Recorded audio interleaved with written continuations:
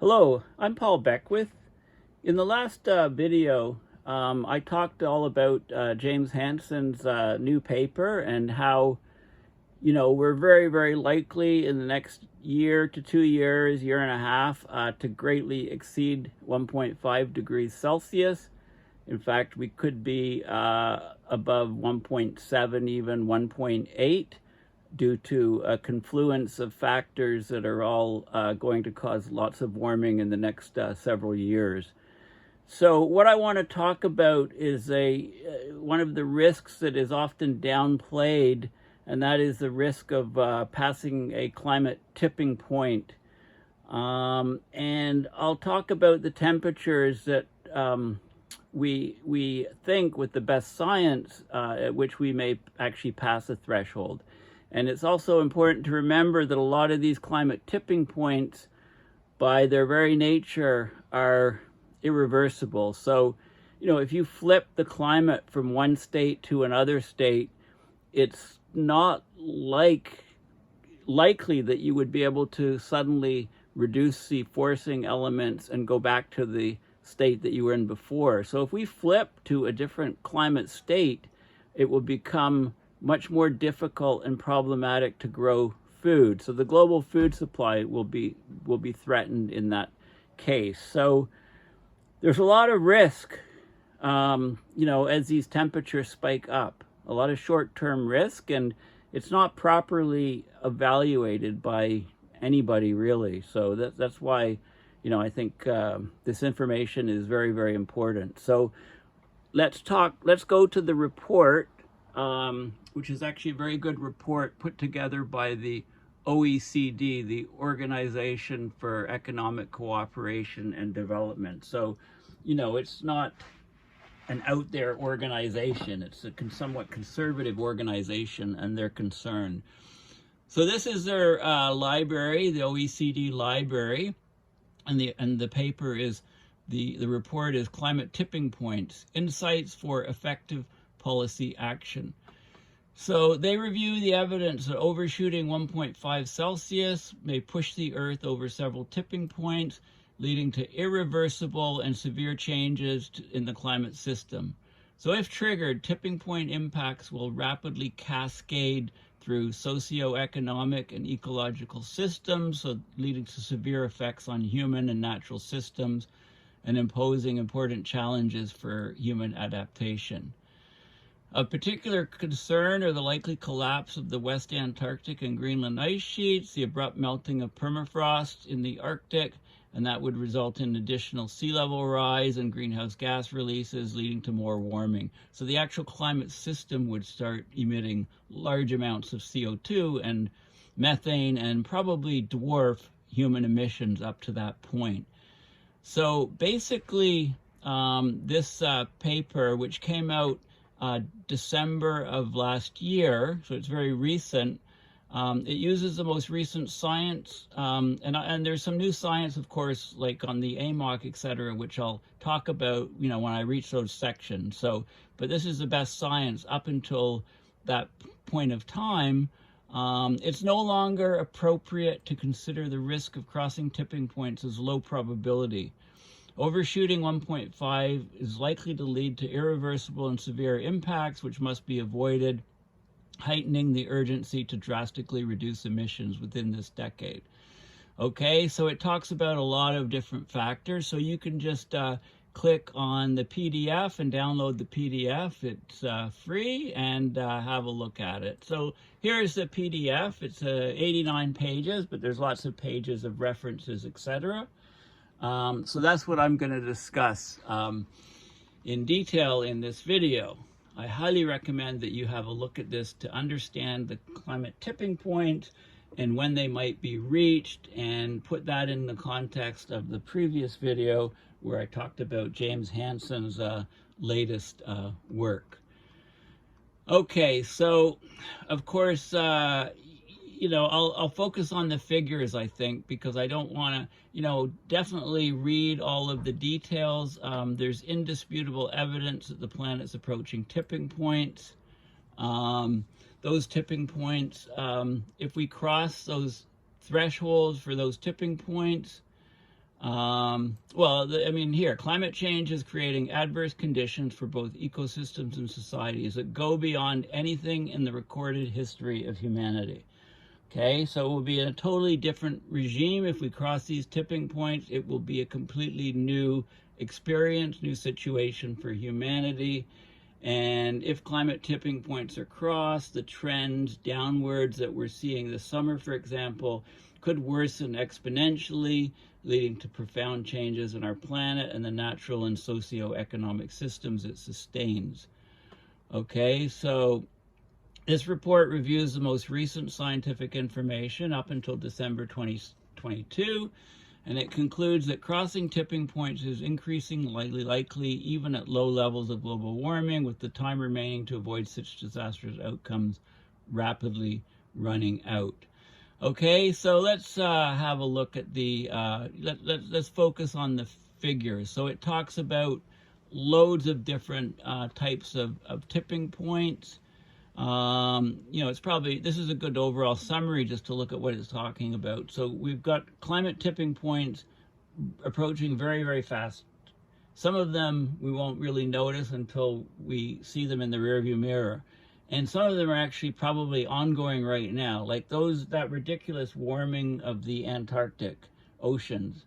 Okay, that's probably a tipping point in the thermohaline circulation system that's contributing to that.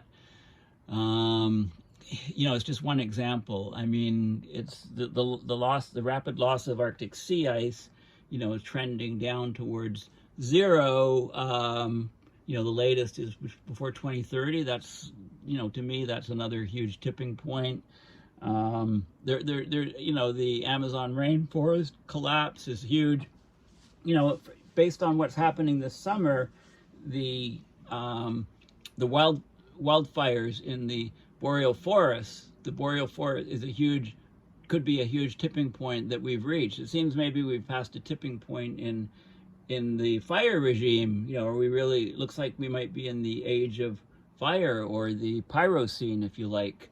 We've been worried more about the Amazon rainforest and, the collapse of the rainforest being replaced by grass or savanna or forest, so losing that huge carbon sink. Well, the boreal forest is an enormous carbon sink.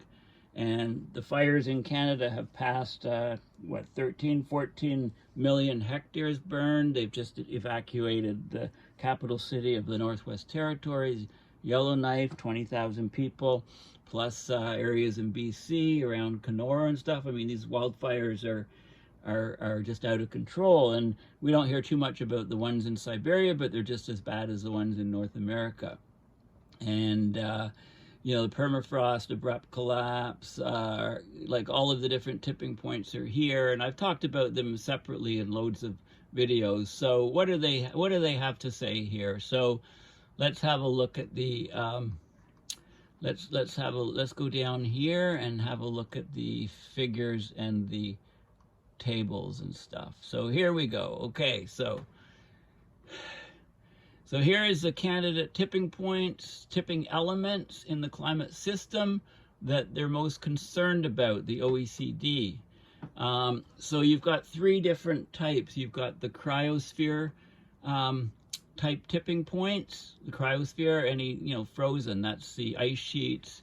So what you've got here is the West Antarctic ice sheet collapse, Southern Ocean sea ice, and this seems to have tipped already, right? Being 5 or 6 standard deviation below what it would normally be for this time of year.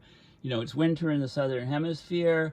The ice hasn't grown. The sea ice hasn't grown. There's vast areas of that are still open ocean in Antarctica with no sea ice. So when we go into when the sunlight rises in the Southern Hemisphere and they go into their spring and summer, the albedo is going to be hugely different, much lower, so there'll be way more sunlight absorbed. So I think, it looks like we've already passed that tipping point. So what's that mean for the whole overall system? The Wilkes Basin ice sheet, the Greenland ice sheet, Arctic sea ice, and permafrost in the Northern Hemisphere.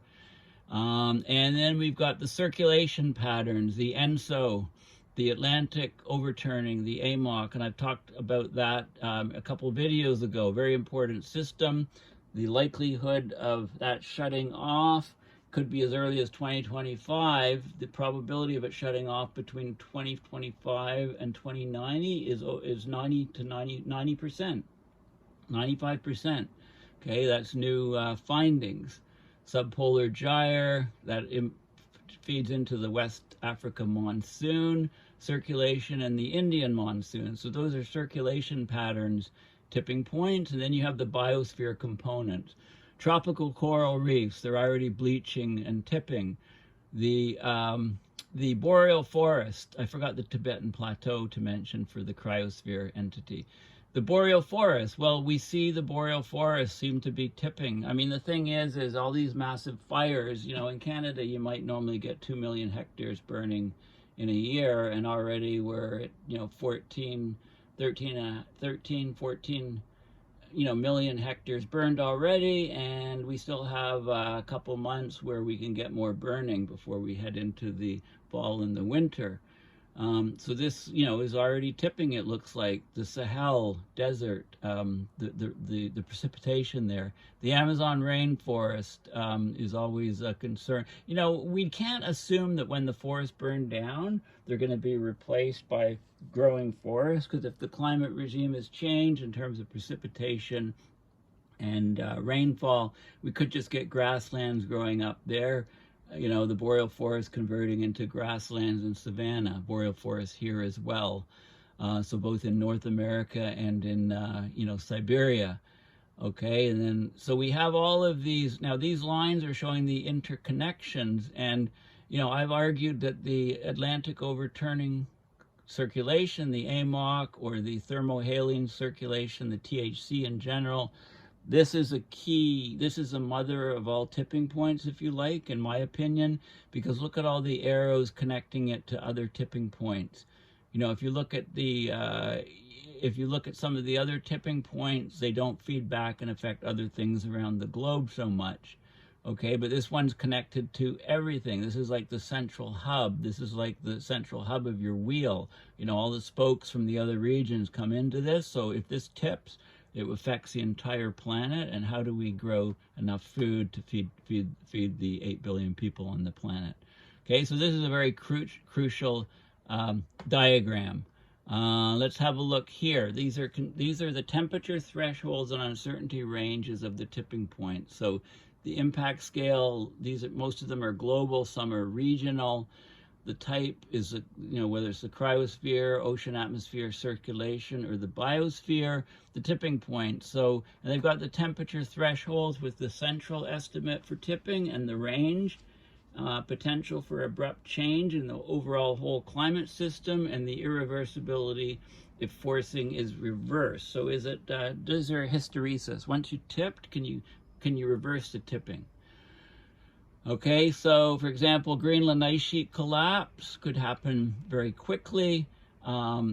Potential for abrupt change, I don't know why they say no, but it could be irreversible for millennia with high confidence. West Antarctic ice sheet could tip also, same sort of temperature, 1.5 central estimate, the range 1 to 3. In red are things that we're very, very close to. The Labrador Erminger Seas, convection collapse. That's the deep water convection feeding into the AMOC, if you like, you know, approaching that also. And then we've got other things like the East Antarctic ice subglacial basins collapse, Amazon rainforest dieback. They show that, you know, and I think these numbers are conservative. I mean, I don't see, you know, how do they get 3.5 C for a temperature threshold? And also, you know, when they talk about this, these are all presumably global temperature thresholds, but the temperature, as you know, is very wildly distributed. Nobody lives in an average temperature.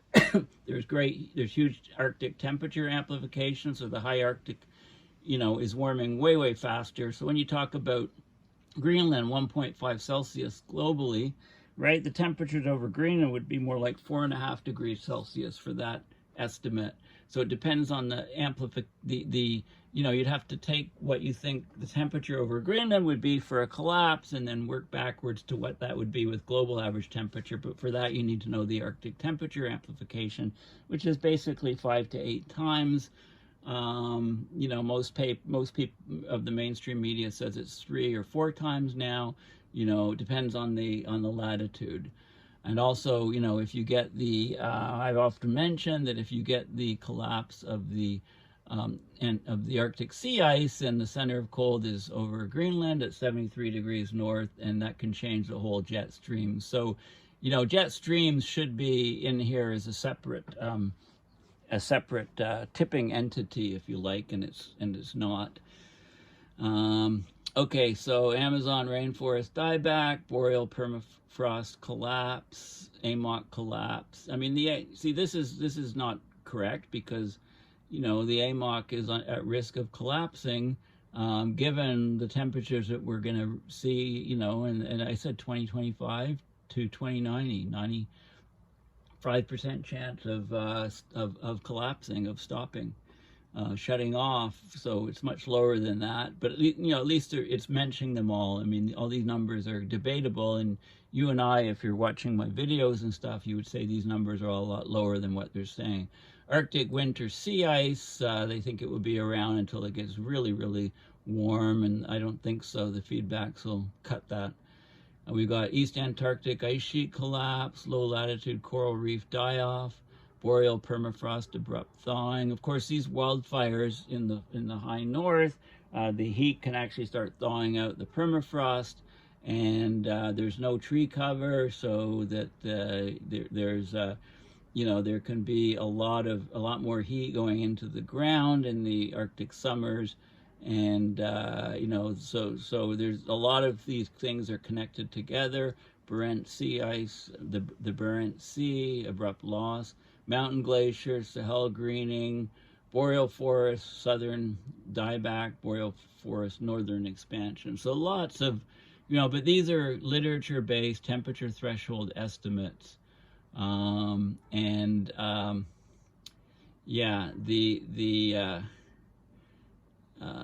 else did I want to say about that? I think that's good. I'll go on to the next one. Okay, so this is from a paper, Franksy et al., and I believe I did a separate video on that, looking at, because I recognize these sort of images with the Sustainable Development Goals. So you got the Earth system, ecosystems, extreme climate events, water security, food security, loops. You've got the socioeconomic impacts. I mean, I guess when is the stock market going to actually believe that abrupt climate change is occurring? I mean, it seems to ignore it all of the time, but at one point people will really start worrying about climate, and that will permanently lower the stock exchanges. People will lose a lot of money if they're not careful. AMOC, these are some of the regions here of the tipping elements. So these are tipping elements, and then they feed, of course, into the human system. Political stability, or rather instability, with things tipping, social unrest, especially if there's lack of food, geopolitical conflicts, and lots of migration. So there's all of those factors coming into play. And then this is some example of how, many of these things are interconnected. I already said that the AMOC is key. So if the AMOC weakens, you obviously get a reduction of warming in the Arctic. Okay, so that slows it down, the idea of the Arctic tipping, like Greenland or sea ice. But if it does, with more melting of Greenland ice sheet, and you get fresh water coming in, and that can lead to weakening, increased probability of weakening of the AMOC, and then it can dry out in the Amazon with the weaker AMOC and more heat here, and that can cause, and there's more heat going into the southern hemisphere if the AMOC weakens, and that causes an increase of disintegration of the ice sheets down there. You get out, so the red are the destabilizing effects with the pluses, and the blues are the stabilizing effects. Like the only one here, the blue line, is the reduction of warming. If the AMOC weakens or shuts off, then the Arctic would temporarily cool, right? Or at least the warming would be offset. and that would slow down the tipping elements in the north if that happened. This is an interesting plot here, and I think I should, let's go down here so we can see the whole thing. Okay, so potential impacts of crossing selected tipping points, like Greenland ice sheet meltdown. You'd get local warming, local shifts in rainfall, sea level rise +1 meter, indirect negative impacts through sea level rise to biodiversity. You'd get flooding of the permafrost, you'd get CO2 increasing and methane increasing in the atmosphere, an impact on global temperature, huge socioeconomic impacts, negative impacts through sea level rise. It could trigger the AMOC collapse. Right, so for all of these different tipping elements, you can see what sort of effects would be expected. So, boreal forest dieback is on there. That would mostly be from wildfires, and then forests don't grow back. You get grasslands growing back. Same thing with the Amazon rainforest dieback.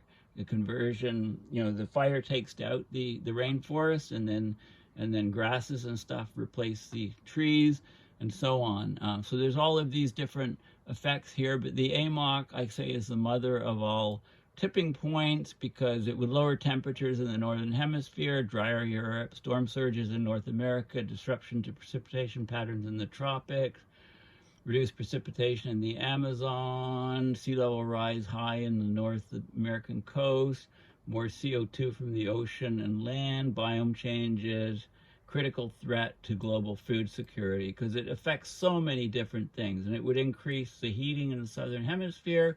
So West Antarctic ice sheet disintegration. It would stabilize the Greenland ice sheet, but it would, because it impacts so many different things, right? Going back to this guy, right? The AMOC is just connected. Look, just count the arrows to any of these bubbles. 2 arrows, 3 arrows, 3 arrows. Here, 1, 2, 3, 4, 5, 6, 7, 8, 9, 10, 11, 12 arrows. I mean, it just links to everything there. Okay, so these are some of the impacts. Okay, so this is a model. If we rose 2.5 degrees and the AMOC collapsed, this is what you could expect with surface air temperatures. Okay, so look up here in these regions could drop up to 8 degrees Celsius temperature. These regions here, 3 to 5 degrees Celsius. And the precipitation, basically the intertropical convergence zone, which is basically at sort of the mean of the temperature between the north and south hemisphere, if you like, would shift south, because we've got all this cooling up here, so it would shift south. So the big rainfall belts would be here. Huge precipitation rises there, and where the ITCZ is now at the moment, these areas would completely collapse in terms of precipitation change. You'd have a huge drying out of regions, and you'd have huge numbers of people lacking the ability to grow food. So growing food for the 8 billion people in the world would be severely affected. And this talks a lot about the agriculture and food security. You'd have a drop of, for example, this is the same model with the AMOC off under 2.5 Celsius of warming, and the AMOC on. Well, it could happen, very soon, right, under what warming we have now. But anyway, wheat dropping from about 20% to 8%. This is a proportion of suitable land, right? We'd have much less land suitable for growing wheat and for growing maize, corns, much, much less. A collapse might have a bit of an increase in rice, but it wouldn't offset the lack of food. So we're talking about global starvation here. Amazon rainforest dieback, what might happen? Dieback of the boreal forests. We're seeing huge amounts of wildfires there, and this is going to be a huge problem. Warmer and drier conditions, increased tree mortality, forest disturbances, and then the wildfires, and a huge problem. And then that can lead, of course, these wildfires can lead to permafrost abrupt collapse, because they add a lot of black carbon in the northern hemisphere, which absorbs sunlight, They expose the ground, the heat can radiate down into the ground and thaw out the permafrost and release CO2 and methane. Total collapse of permafrost will release up to 888 gigatons of CO2, 5.3 gigatons cubic, 5.3 gigatons of methane over this century, cause huge warming, right? That would basically eat up the budgets for 1.5 and 2 Celsius, right? Like that alone, pretty much. So you know, you can read more about that here. Greenland ice sheet meltdown, West Antarctic ice sheet collapse, right? Tipping points in the ice sheets, of course, then that leads to great sea level rise. Here's global mean sea level change relative to 1900. These are all the different models. They talk about these storylines. So if you have a low likelihood, high impact storyline, you know, if you get tipping points and you follow the storyline instead of the models, right? You know, the models have a lack of imagination of what might happen. It's just modeling known things, right? But the tipping point, you know, it throws the wild cards into things, and you can get, you know, huge sea level rise. James Hansen, I'm really looking forward to his paper. That's going to be probably something like global sea level rise in the pipeline. Arctic sea ice loss, you know, some stuff on that and the projected changes. You know, practically ice-free here, you know, 2050. Latest models are 2040, 2030. Right? And, you know, I'm just basically, those are the key factors. I mean, there's other charts here. The economic analysis, what happens to the economics or you know, the geopolitics and the economics of the world if we pass these tipping points. Those are modeled, you know, using different models. They have this DICE model, which stands for, it's at the bottom, it's Dynamic Integrated Climate and Economy Model, and if you add the S, the DS, ICE, is dynamic stochastic, which is sort of more randomness or noise, integration of climate and economy. And there's, you know, what the effects would be in terms of economic costs, right, to society. And, you know, it's widely ranging and it's important work to be done, but, you know, what does it really mean? Does it incorporate enough things, etc.? These are references. This is sort of a risk evaluation based on probability and potential impact of an outcome. So probability, most likely to improbable, and then the impact from negligible to catastrophic. So if you have something that's catastrophic, I would argue like the shutdown of the AMOC, then even though it's improbable, you need to consider it. And if it's most likely, you know, the risk is huge. Risk cannot be taken on. Okay, this is an area you have to avoid, and you want to push it down and reduce it. This is tolerable maybe, and this is acceptable. You know, improbable events with negligible or low risk, right? So we've got a lot of tipping points that put us in this red zone. So this is not a place you want to be. This is the global warming threshold estimates for different, so these are the tipping points across here. And this is where we are right now, current warming 1.1. You know, we're going to be pushed up in the next few years, closer in between, you know, in this region, 1.5 to 2. And if we cross one of these multiple tipping points of any of these systems, we may not return back down when the El Nino decreases and when the sunspot activity decreases. You know, the Antarctic sea ice, for example, you know, may keep us and may cause us to stay at much higher temperatures. You know, if you look at the temperature charts, yeah, the super El Niños spike us up, and then within a few years, the trend has carried us to that region anyway.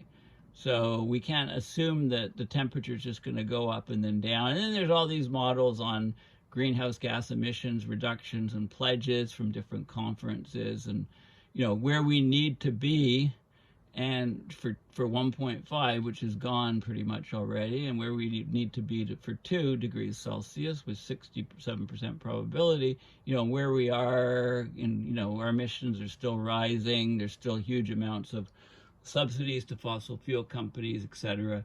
These are greenhouse gas emissions, how they've been continuing to to rise up, and there's another thing with different pathways and so on. And I think I'm gonna stop there. I mean, that's basically the gist of the paper. So very good paper, very good report. It's easy reading. It's all on the climate tipping points. So given the risk of the AMOC stopping, which was a few videos ago, and my last video with Hansen's points, keep those in mind when you read this. And I would say one of the most important figures here is that one with the burning embers diagram. Where is it?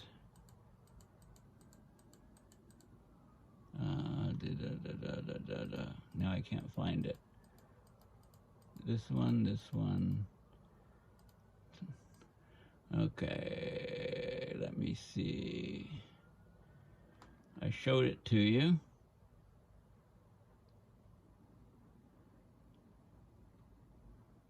Can't find it.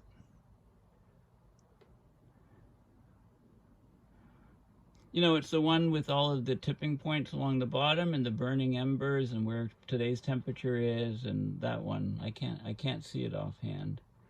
I think it was just bear with me. Yeah. It's vanished. It's a conspiracy. This one right here. Okay, look at this. Look at all the tipping points. Look at the current warming. Look at the warming. You know, if we go past, say, between 1.6, 1.7 in the next couple of years, then that puts us at risk for all of these different tipping points. You know, if this is correct, and you can see, minimum estimate, maximum, tipping likely and possible, and so on. So this is a very crucial image. Okay, so thanks for listening. Please consider going to my website and donating to my PayPal to support my research and videos. Bye for now.